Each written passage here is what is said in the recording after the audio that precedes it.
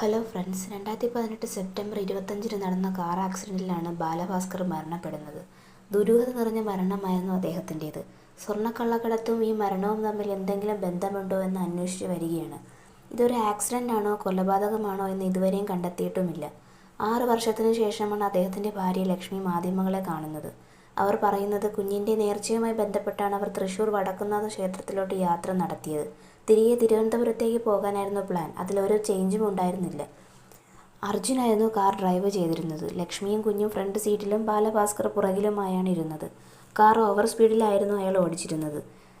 ഞാനൊന്ന് കിടക്കട്ടെ എന്നാണ് ബാലഭാസ്കർ അവസാനമായി തന്നോട് പറഞ്ഞതെന്നും അപകടം നടന്ന് ഷോക്കായി നിൽക്കുന്ന അർജുനെ കണ്ടു പിന്നീട് തൻ്റെ ബോധം നഷ്ടപ്പെട്ടു എന്നുമാണ് അവർ പറയുന്നത്. പിന്നീട് വന്നൊരു ആരോപണമായിരുന്നു അദ്ദേഹത്തിൻ്റെ കാർ ആരൊക്കെ ചേർന്ന് ചേസ് ചെയ്തിട്ടുണ്ടായിരുന്നുവെന്നും അദ്ദേഹത്തെ റോഡിലിട്ട് ഉപദ്രവിച്ചിട്ടുണ്ടായിരുന്നുവെന്നാണ്. എന്നാൽ അങ്ങനെ ഒരു സംഭവം നടന്നിട്ടില്ല എന്നാണ് ലക്ഷ്മി പറയുന്നത്. അങ്ങനെ ഒരു സംഭവം നടന്നിട്ടുണ്ടായിരുന്നെങ്കിൽ ഉറപ്പായിട്ടും പോലീസിൽ കംപ്ലൈൻറ്റ് ചെയ്യുമായിരുന്നുവെന്നവർ പറയുന്നു. ഈ ആക്സിഡൻറ്റിന് ശേഷം ബാലഭാസ്കറിൻ്റെ ഫോണും പേഴ്സും പ്രകാശ് തമ്പി എന്ന് പറയുന്ന ഒരു വ്യക്തിയുടെ കയ്യിലായിരുന്നു. ബാലഭാസ്കറിൻ്റെ ഫോൺ 2 ദിവസം കഴിഞ്ഞ് നൽകാമെന്ന് പറഞ്ഞപ്പോൾ എന്തിനാണ് അത് അയാൾക്ക് കൊടുക്കാൻ ഇവർ തയ്യാറായതെന്ന് വ്യക്തമല്ല. താൻ ആക്സിഡൻറ്റിലെ ഷോക്കിലായിരുന്നതുകൊണ്ടും ഫിസിക്കലി ആൻഡ് മെൻ്റലി ഓക്കെ അല്ലാത്തതുകൊണ്ടും അതൊന്നും തനിക്ക് ശ്രദ്ധിക്കാൻ കഴിഞ്ഞില്ല എന്നാണ് അവർ പറയുന്നത്.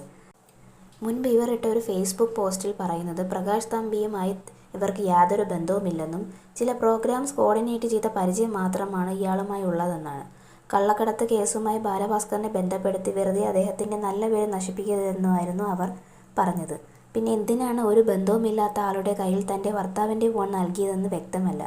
പ്രകാശ് തമ്പി ഇവരുടെ കാർ സഞ്ചരിച്ചിരുന്ന വഴിയിലെ CCTV ഫുൾ തൻ്റെ കൈവശമാക്കിയത് എന്തിനാണെന്നും ഇതുവരെയായിട്ടും വ്യക്തതയില്ലാത്തൊരു കാര്യമാണ്. കലാഭവൻ സോബി പറയുന്നത്, ബാലഭാസ്കറിനെ കുറച്ചുപേർ ചേർന്ന് ആക്രമിക്കുന്നത് താൻ കണ്ടെന്നാണ്. എന്നാൽ ലക്ഷ്മി അത് നിഷേധിച്ചിരുന്നു. കലാഭവൻ സോബിക്ക് ഒരു മേജർ സർജറി നടന്നിട്ടുണ്ടായതിനാൽ അയാളുടെ നുണപരിശോധന നടത്തിയിട്ടില്ലെന്നും എന്നാൽ നുണപരിശോധന നടത്തിയതായാണ് CBI പുറത്തുവിട്ട വിവരമെന്നാണ് അദ്ദേഹം പറയുന്നത്. കുടുംബത്തിൻ്റെ സമ്മതമില്ലാതെയായിരുന്നു ഇവരുടെ വിവാഹം.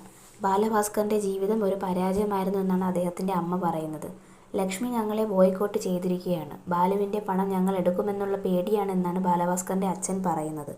ബാലഭാസ്കറിൻ്റെ സുഹൃത്തുക്കളും ലക്ഷ്മിയെ കുറ്റപ്പെടുത്തിയാണ് സംസാരിക്കുന്നത്. ധാരാളം നെഗറ്റീവ് കമൻസാണ് ഇവർക്കെതിരെ വരുന്നത്. ഇതിൻ്റെ സത്യാവസ്ഥ എന്തായാലും അന്വേഷണത്തിൽ തെളിയും.